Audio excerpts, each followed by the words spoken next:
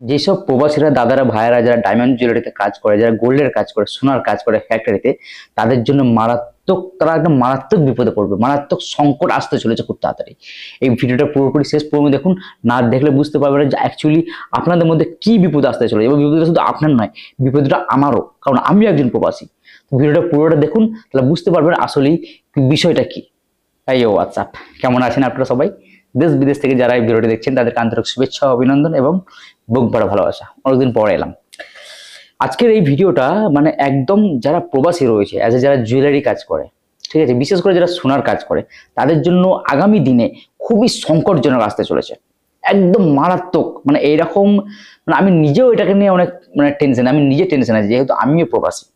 তো সেক্ষেত্রে আজকে যারা প্রবাসী, যারা বাইরে থাকে, রাজ্যের বাইরে থাকে, পশ্চিমবঙ্গের বাইরে থাকে, বিভিন্ন জায়গায়, ভারতের মধ্যে, ভারতের বাইরে নয়, ভারতের বাইরে যারা আছে তাদের কোনো সমস্যা নেই। ভারতের মধ্যে পশ্চিমবঙ্গের বাইরে যেসব রাজ্যে যারা রয়েছে, যারা জুয়েলারি কাজ করে, যারা সোনার কাজ করে, তারা আগামী বছরে, আগামী সময়ে মারাত্মক সংকটের মধ্যে পড়তে চলেছে এইটা। তো আজকে কি সংকট, এটার কি পুরো বিস্তারিত আমি তো রিসার্চ করেইছি, আজকে সেটাই কিন্তু আজকে আমি আপনাদের সঙ্গে এই ভিডিওতে এক্সপ্লেন করার চেষ্টা করব। বাস চ্যানেলে প্রথম হয়ে থাকলে চ্যানেলটি অবশ্যই সাবস্ক্রাইব করে দিন, আর পাশে বেল আইকনে প্রেস করতে কিন্তু একদম ভুলবেন না। তো চলুন শুরু করা যাক। দেখুন, কাজ কিন্তু নেই, কাজের যে একটা প্রবলেম, এটা কিন্তু প্রতিটা রাজ্যেই চলছে। আমাদের পশ্চিমবঙ্গতেও কর্মসংস্থান নিয়ে চলছে, ইউপিতে চলছে, বিহারে চলছে, মানে মোট কথা ভারতের বিভিন্ন রাজ্যই, মোট কথা মানে সমস্ত রাজ্যই কিন্তু একটা কর্মসংস্থান নিয়ে একটা প্রবলেম থাকে। এবং প্রতিটা রাজ্যে বাইরের লোকও কিন্তু প্রচুর থাকে। যেমন আমি ডায়মন্ড জুয়েলারি, আমি অন্য কোনো কাজের কথা বলবো না, আমি ডায়মন্ড জুয়েলারির কথা বলবো। ডায়মন্ড জুয়েলারিতে প্রতিটা রাজ্যে কিন্তু বাইরের লোক কিন্তু প্রচুর থাকে। যেমন আমি গুজরাটে থাকি, তো গুজরাটে যদি থাকে দেখেন, তো গুজরাটে কিন্তু বাইরের লোক কিন্তু প্রচুর রয়েছে। গুজরাটে কোথায়? সব বাইরের লোক। ইউপি রয়েছে, পশ্চিমবঙ্গ রয়েছে, বিহার রয়েছে, মহারাষ্ট্র রয়েছে, উড়িষ্যা রয়েছে, বিভিন্ন রাজ্যের লোক এসে তারা জুয়েলারিতে কাজ করছে, রাইট? ঠিক সেরকম আপনি যদি হায়দ্রাবাদ দেখেন, আপনি যদি উড়িষ্যা দেখেন, আপনি যদি চেন্নাই দেখেন, কেরল দেখেন, তো সেই সব জায়গায় দেখুন বাইরের লোকও কিন্তু প্রচুর রয়েছে, বিশেষ করে জুয়েলারিতে। এখন এরা কি করছে, যে এখানকার যে রাজ্য সরকার, বর্তমান যে রাজ্য সরকার, যে রাজ্যে আপনি কাজ করছেন, হয়তো আপনি গুজরাটে কাজ করছেন, হয়তো আপনি দিল্লিতে কাজ করছেন, হয়তো আপনি হায়দ্রাবাদে কাজ করছেন, হয়তো আপনি তামিলনাড়ুতে কাজ করছেন, তো সেই সরকার কি বলছে, যে যেসব ম্যানুফ্যাকচারিং, যেসব বড় বড় ম্যানুফ্যাকচারিং রয়েছে, বড় বড় কোম্পানি রয়েছে, মানে ডায়মন্ড জুয়েলারিতে বিশেষ করে যে প্রভাবটা পড়বে, এটা ডায়মন্ড জুয়েলারিতে প্রভাব পড়বে। যারা বড় বড় ব্র্যান্ড রয়েছে, বড় বড় কোম্পানি রয়েছে, যেখানে 200, 500, 1000 কর্মচারী নিয়ে কাজ করছে, ঠিক আছে, ডায়মন্ড জুয়েলারিতে, তাদেরকে সেসব কোম্পানিগুলো তো তৈরি করতে গেলে তো সরকারের অনেক কিছু প্যারামিটার, অনেক প্রসেস মানতে হয়, ঠিক আছে। তো সেক্ষেত্রে কি হয়, সরকার কি বলছে, যে আপনি 200, 500, 1000-এর ক্যাপাসিটি করছেন, তো সেক্ষেত্রে 70% কিন্তু আমাদের লোক রাখতে হবে। কথাটা বোঝা গেল? যদি আপনি গুজরাটে ম্যানুফ্যাকচারিং করেন, দেখা গেল গুজরাটে আপনি যে ফ্যাক্টরিটা করছেন, সেই ফ্যাক্টরি দেখা গেল 500 লোক, 500 মানে 500 ক্যাপাসিটি আছে, ঠিক আছে, কর্মচারীর। তো 500-এর মধ্যে কমসে কম 70% বলতে কি, মানে 300, কমসে কম 300 লোক গুজরাটের হতে হবে। বাকি যে 200 লোক থাকবে ওটা বাইরের থাকবে।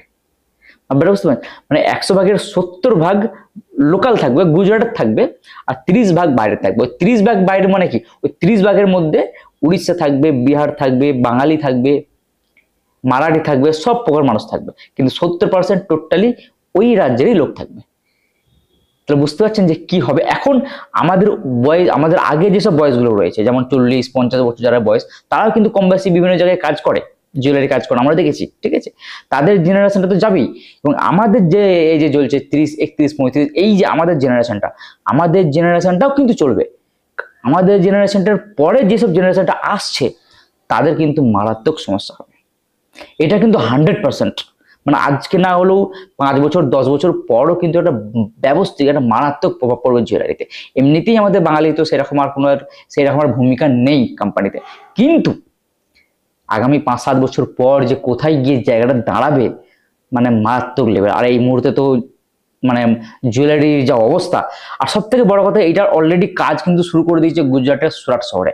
আমরা যারা সুরাটে যেসব বাঙালি প্রবাসীরা থাকে, তারা কিন্তু অবশ্যই একটা জানেন, সুরাট জুয়েলারি অ্যাসোসিয়েশন, অর্থাৎ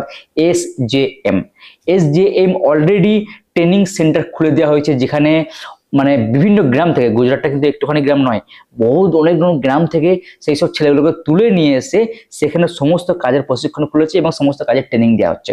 ফাইলিং, সেটিং, ভ্যাকসেটিং, যত মানে প্রোডাকশনের যত ডিপার্টমেন্ট রয়েছে সেই সব ডিপার্টমেন্টের কাজ শেখাচ্ছে। আপনি যদি আমার কথা যদি বিশ্বাস না হয়, আপনি ফেসবুকে, ইউটিউবে SJM সার্চ করুন, তাহলে কিন্তু দেখে যাবেন যে সেখানে সমস্ত ছেলেগুলোকে কাজ শেখানো হচ্ছে, যদিও চার্জেবল রয়েছে কিন্তু কাজ শেখাচ্ছে, ফাইলিং এর কাজ থেকে সমস্ত ডিপার্টমেন্টের কাজ শেখাচ্ছে। এবং এদের এদের আগামী দিনের চেষ্টা কি, যে এই গুজরাটে শুধুমাত্র আমাদের লোকালেই কাজ করবে, বাকি 30% বাইরের লোক থাকবে। দেখা গেল। তো এই হচ্ছে এদের যে প্ল্যানিং, শুধু গুজরাট সরকারই নয়, সমস্ত সরকারেরই, সমস্ত রাজ্য সরকারের কিন্তু এটা প্ল্যানিং চলছে এবং এটা ভারত সরকারের প্ল্যান। ঠিক আছে, এবার আসি পশ্চিমবঙ্গ সরকার। পশ্চিমবঙ্গ সরকার নিয়ে আর কি বলবো আপনাদেরকে, উনি তো বলেই দিয়েছে যে বাইরে কাজ করতে হবে না, বাংলায় চলে আসুন, 5,000 টাকা করে দেবো। এটা নিয়ে আমরা বেশি কিছু কথা বলবো না, এটা নিয়ে আপনারা কমেন্টে বলে দেন, তাহলে কিন্তু আমি উত্তর পেয়ে যাবো, সেটা নিয়ে কোনো সমস্যা নেই। কিন্তু আজকে এইটা কিন্তু কনফার্ম, বাঙালি যারা প্রবাসী ভাই রয়েছে তাদের জন্য কিন্তু একটা মারাত্মক সংকট আসতে চলেছে আগামী 2-5 বছরে, এটা কিন্তু একদম কনফার্ম। ঠিক আছে, আর এই হাল মানে এখন তো বর্তমানে কাজের অবস্থা খুবই খারাপ, এরপরেও এরপরেও কিন্তু একটা মারাত্মক খারাপ সংকট আসবে, মারাত্মক একটা প্রভাব পড়বে আমাদের ডায়মন্ড জুয়েলারিতে।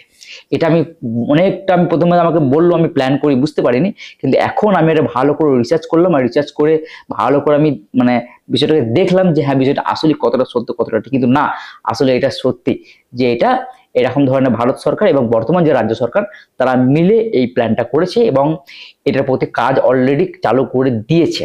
এটা নিয়ে আপনার কি মতামত অবশ্যই কিন্তু কমেন্টে জানাতে বলবেন না। দেখা হচ্ছে নতুন একটা ভিডিও, নতুন একটা ব্লগে, ততক্ষণ ভালো থাকবেন। জয় হিন্দ, জয় বাংলা।